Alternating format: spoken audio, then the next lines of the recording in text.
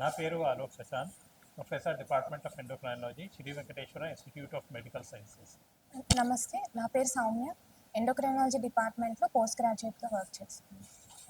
World diabetes day సందర్భంగా కొన్ని questions collect చేయడం జరిగింది పేషెంట్స్ నుంచి. వాళ్ళ క్వశ్చన్స్కి సమాధానాలు ఈరోజు తెలపడం జరుగుతుంది. ఫస్ట్ క్వశ్చన్, ఇన్సులిన్ వాడడం వల్ల కిడ్నీ ప్రాబ్లం జరుగుతుందని అపోహ ఉంది. ఇన్సులిన్కి కిడ్నీ పైన ఎలాంటి ప్రభావాలు ఉంటాయి? కిడ్నీ పైన ఫార్చునేట్లీ డయాబెటీస్లో యూజ్ చేసిన మెడిసిన్స్లో no medicine has effect on kidney. So అన్ని మెడిసిన్స్ కిడ్నీ కోసమే సేఫ్ ఉన్నాయి. మందులు కానీ ఇన్సులిన్ కానీ ఇవి అన్నీ సేఫ్ ఉన్నాయి. సో ఇన్సులిన్కి కూడా కిడ్నీ మీద ఎఫెక్ట్ ఏం లేదు, ట్యాబ్లెట్స్కి కూడా కిడ్నీ మీద దుష్ప్రభావం ఏం లేదు. కానీ డయాబెటీస్లో షుగర్ వలన కిడ్నీ ప్రాబ్లమ్స్ వస్తాయి. సో పేషెంట్కి ఇన్సులిన్ షుగర్ కంట్రోల్ చేయకపోతే ఇన్సులిన్ యూస్ చేస్తే కానీ మందులు యూస్ చేస్తే కానీ కిడ్నీ ప్రాబ్లమ్స్ రావచ్చు. కిడ్నీ ప్రాబ్లమ్స్ వస్తే అందరూ బ్లేమ్ చేస్తారు, అది మెడిసిన్ వల్ల వచ్చింది కానీ ఇన్సులిన్ వల్ల వచ్చింది. కానీ ఇన్సులిన్గా కిడ్నీ మీద ఏం దుష్ప్రభావం లేదు. కొన్ని మెడిసిన్స్కి కిడ్నీ మీద కొంచెం ప్రొటెక్షన్ ఉంది. ఇన్సులిన్కి దుష్ప్రభావం కిడ్నీ మీద ఏం లేదు. ఇన్సులిన్కి దుష్ప్రభావం బాడీలో చాలా తక్కువే ఉన్నాయి. సో ఇన్సులిన్ దుష్ప్రభావంలో మెయిన్ ప్రాబ్లం ఇన్సులిన్ వల్ల షుగర్ కంట్రోల్ అవుతుంది. షుగర్ కంట్రోల్ అయితే ఇన్సులిన్ ఎంత పోటెంట్ ఉంది, ఎంత పవర్ఫుల్ ఉంటే ఒక్కొక్కసారి షుగర్ డౌన్ అవుతుంది. సో అదే ఇన్సులిన్కి main side effect. Second side effect, కొంతమందికి వెయిట్ పెరుగుతుంది ఇన్సులిన్ వల్ల. థర్డ్ సైడ్ ఎఫెక్ట్ అదే కామన్ కాదు, కానీ ఒక్కొక్కసారి హాస్పిటల్లో అడ్మిటెడ్ పేషెంట్స్కి ఐసీయూలో ఉంటే అప్పుడు వస్తుంది, అదే పొటాషియం బాడీలో డౌన్ అవుతుంది. సో ఇన్సులిన్కి ఇవి 3 మాత్రమే ఎఫెక్ట్స్ ఉన్నాయి, కానీ కిడ్నీ మీద లైఫ్ థ్రెటనింగ్ ఎఫెక్ట్స్ ఏం లేవు. సెకండ్ క్వశ్చన్, ఒకసారి ఇన్సులిన్ స్టార్ట్ చేస్తే లైఫ్ లాంగ్ ఇన్సులిన్ వాడాల్సి వస్తుంది. ఈ క్వశ్చన్కి ఆన్సర్ కొంచెం దీనిలో కాంప్లికేషన్ ఉంది. ఫస్ట్, డయాబెటీస్కి టైప్ ఉన్నాయి. డయాబెటీస్ 2 రకాల మెయిన్ టైప్స్ ఉన్నాయి. ఫస్ట్ టైప్ 1 డయాబెటీస్, అదే అన్కామన్ డయాబెటీస్. హాస్పిటల్లో వచ్చిన 100 పేషెంట్స్ చూస్తే దీనిలో 5% మాత్రమే టైప్ 1 డయాబెటీస్ వస్తుంది. టైప్ 1 డయాబెటీస్ పేషెంట్స్కి చిన్న ఏజ్లో డయాబెటీస్ వస్తుంది. తర్వాత స్టార్టింగ్ నుంచి డయాబెటీస్ చాలా ప్రబలంగా ఉంది, చాలా స్ట్రాంగ్ వస్తుంది. సో స్టార్టింగ్ నుంచి పేషెంట్స్కి ఇన్సులిన్కి పని ఉంది. సో పిల్లలకి 2 ఇయర్స్ నుంచి 3 ఇయర్స్ నుంచి డయాబెటీస్ స్టార్ట్ అవుతుంది. లైఫ్ లాంగ్ ఇన్సులిన్ వేసుకోవాలి, కంటిన్యూ చేయాలి. టైప్ 1 డయాబెటీస్కి ఇన్సులిన్ లేకుండా ట్రీట్మెంట్ ఏం లేవు. టైప్ 2 డయాబెటీస్ సెకండ్ వెరైటీ ఉంది. టైప్ 2 డయాబెటీస్ చాలా కామన్ ఉంది. టైప్ 2 డయాబెటీస్లో హాస్పిటల్లో వచ్చిన 85-90% పేషెంట్స్కి టైప్ 2 డయాబెటీస్ వస్తుంది.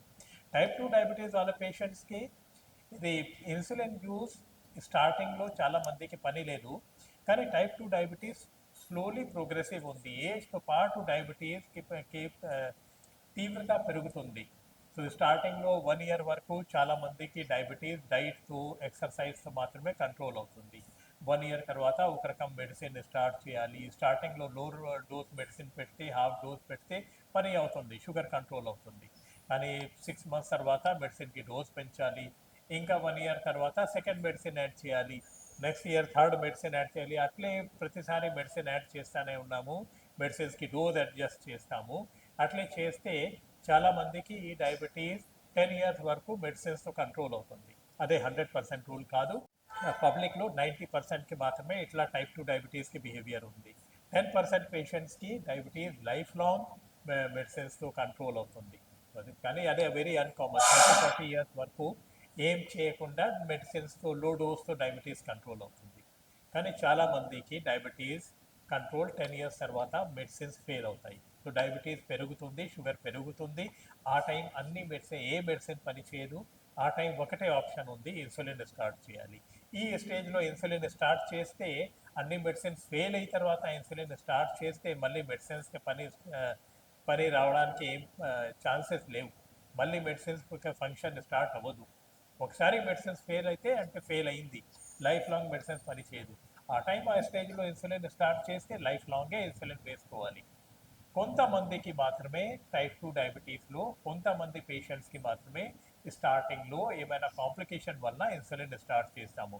అంటే పేషెంట్కి ఆపరేషన్కి పని ఉంది, క్యాటరాక్ట్ ఉంది, క్యాటరాక్ట్కి ఆపరేషన్ చేయాలి, తొందరగా షుగర్ కంట్రోల్ చేయాలి. తొందరగా షుగర్ కంట్రోల్ చేయాలంటే దీనికి బెస్ట్ మీడియం ఇన్సులిన్ ఉంది. ఇన్సులిన్ ఇచ్చేసి కొన్ని రోజుల్లో షుగర్ కంట్రోల్ చేసి ఆపరేషన్ చేసి దీని తర్వాత మళ్ళీ ఇన్సులిన్ స్టాప్ చేసి ట్యాబ్లెట్స్ స్టార్ట్ చేసుకోవచ్చు.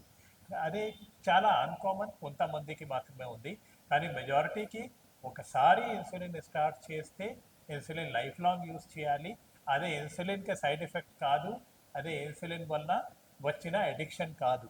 అదే బాడీకి టెండెన్సీ ఉంది, డయాబెటీస్కి టెండెన్సీ ఉంది. అన్ని మెడిసిన్స్ ఫెయిల్ అయిన తర్వాత ఇన్సులిన్ స్టార్ట్ చేయకపోతే ప్రమాదంకి అవకాశం ఉంది.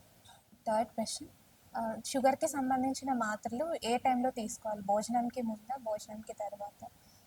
షుగర్కి మెడిసిన్స్కి రకరకాల మెడిసిన్స్ ఉన్నాయి. కొన్ని మెడిసిన్స్కి మీల్స్తో రిలేషన్ ఉంది. అంటే మెట్ఫార్మిన్ ట్యాబ్లెట్ ఉంది, గ్లైకోమెట్, గ్లైసిఫేజ్, ఇవి పేరుతో వస్తుంది. ఈ ట్యాబ్లెట్కి భోజనం తర్వాత వేసుకుంటే బెటర్.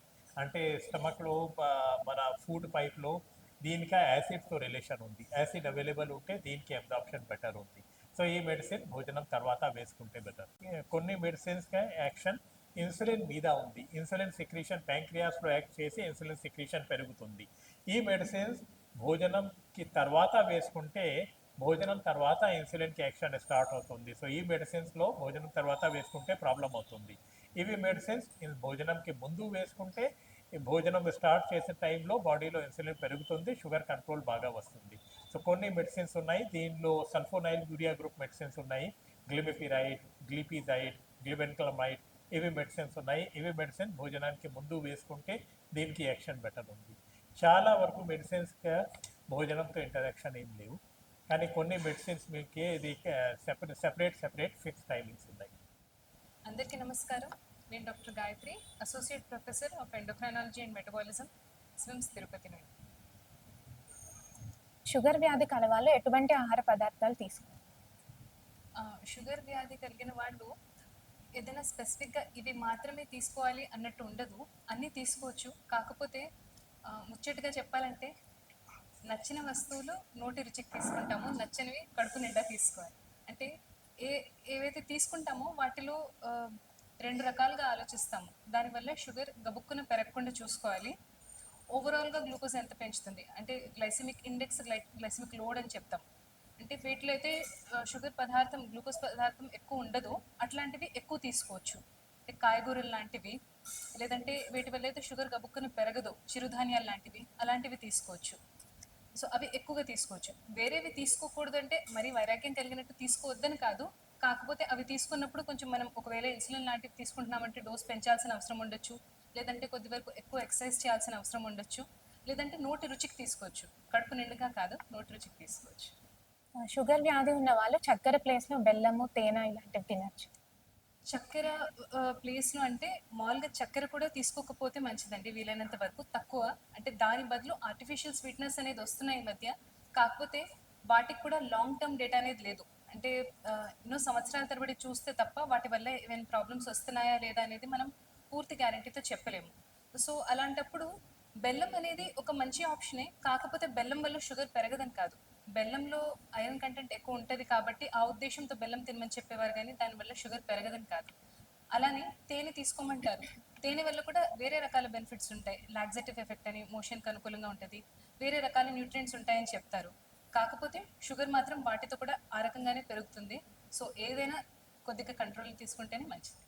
షుగర్ ఉన్న వాళ్ళు రోజుకి ఎంతసేపు వ్యాయామం చేయాలి? ఎటువంటి వ్యాయామం చేయొచ్చు?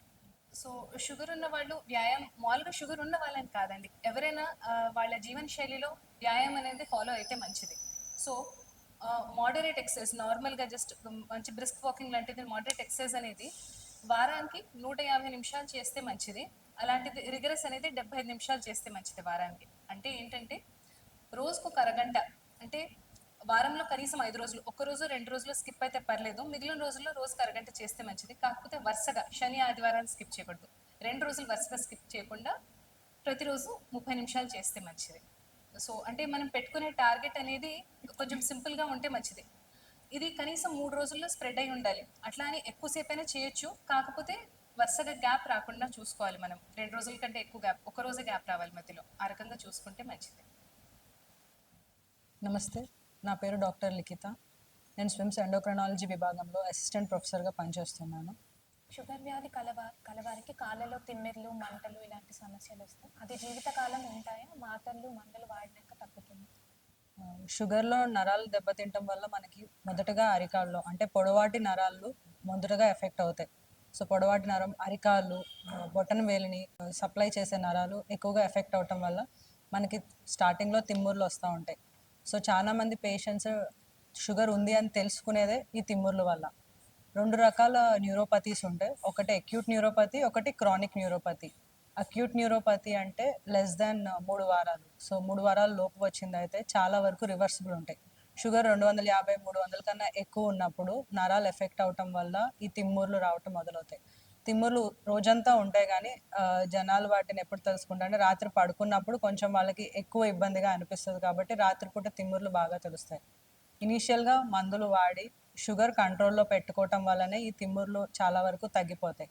బట్ క్రానిక్ న్యూరోపతి అంటే 6 నెలల కన్నా ఎక్కువగా షుగర్ వాల్యూస్ ఎక్కువ ఉండి నరాలు బాగా దెబ్బతింటే షుగర్ వల్ల అవి చాలా వరకు ఇర్రివర్సిబుల్ అంటే నార్మల్ అయ్యే ఛాన్సెస్ చాలా తక్కువ. తిమ్ముర్లు మనకు తెలియకుండా ఉండటానికి కొన్ని టాబ్లెట్స్ ఉంటాయి, అవి రిలీఫ్ని ఇస్తాయి. But once damage nerves are very difficult to be recovered. Sugar ఉన్న వాళ్ళకి కాళ్ళలో పుండ్లు ఇటువంటివి వచ్చే అవకాశం ఉంటాయి. అవి రాకుండా ఉండడానికి ఎటువంటి జాగ్రత్తలు తీసుకోవచ్చు? డయాబెటిక్ పేషెంట్స్ కళ్ళను ఎంత జాగ్రత్తగా చూసుకుంటారో కాళ్ళను కూడా అంతే జాగ్రత్తగా చూసుకోవాలి. ఒక స్టేజ్ దాటిన తర్వాత డైలీ కాళ్ళను చెక్ చేసుకోవటము, వేళ్ళ మధ్యలో తడికి చెమ్మ వల్ల ఏమన్నా పూతలాగా ఉందా, అరికాళ్ళలో ఏమన్నా స్పర్శ తగ్గిపోవటం వల్ల చిన్న చిన్న రాళ్ళు గుచ్చుకోవటము, చెప్పులు లేకుండా నడవటం అనేది టోటల్గా చేయకూడని పని. సో చెప్పులు కూడా వాళ్ళకి మెత్తగా ఉండే చెప్పులు, ఎంసీఆర్ చెప్పులు, క్రాక్స్ చెప్పులు, ఫింగర్స్ అన్నిటినీ కవర్ చేసేలాగా. ఎందుకంటే ఫింగర్స్ ఎప్పుడన్నా బైక్ డ్రైవ్ చేస్తున్నప్పుడు, స్టాండ్ వేస్తున్నప్పుడు చాలా వరకు ఫింగర్ టోస్కి చాలా దెబ్బలు తగులుతూ ఉంటాయి. స్పర్శ లేకపోవటం వల్ల అవి చాలా వరకు నెగ్లెక్ట్ అవుతాయి. అవి ఇన్ఫెక్ట్ అయ్యి అండ్ మానటం, పుండు మానేది కూడా చాలా డిలే అవుతుంది డయాబెటీస్లో. సో ఈ ప్రాబ్లమ్స్ అన్నీ ఉంటాయి కాబట్టి డైలీ చెక్ చేసుకోవటం, ప్రాపర్ సైజ్ ఉన్న ఫుట్వేర్ వేసుకోవటము అండ్ ప్రాపర్ కవరేజ్ ఉన్న ఫుట్వేర్ వేసుకోవటం చాలా కంపల్సరీ. ఒకసారి కనుక ఇలా పాదాలు ఎఫెక్ట్ అయితే కంపల్సరీగా వచ్చి మీ ఎండోక్రైనాలజిస్ట్ని కానీ జనరల్ సర్జన్ని కానీ కంపల్సరీ కలవాలి. Thank you for sending these questions. It is very important to get to know about diabetes. Only then we can prevent the complications. We'll be open to accepting more questions like this. Keep sending us more number of questions and get a complication-free life. Thank you for everyone ఈ questions పంపించినందుకు. మీకు కానీ ఇలాంటి సందేహాలు, సలహాలు diabetes గురించి కానీ, thyroid ఏదైనా విషయాల గురించి, హార్మోనల్ ఇంబ్యాలెన్స్ గురించి ఉంటే తప్పకుండా మా ఫేస్బుక్ స్విమ్స్ ఛానల్లో కామెంట్స్లో పోస్ట్ చేయండి. అండ్ మేము మంత్కి ఒకసారి అలాగా మీ ప్రతి కమెంట్ని జవాబు ఇస్తాము. మీకు ఏమన్నా ఇబ్బందులు ఉన్నా, మీ షుగర్స్ కంట్రోల్లో లేకపోయినా you're always welcome at SVIMS endocrine department. Thank you.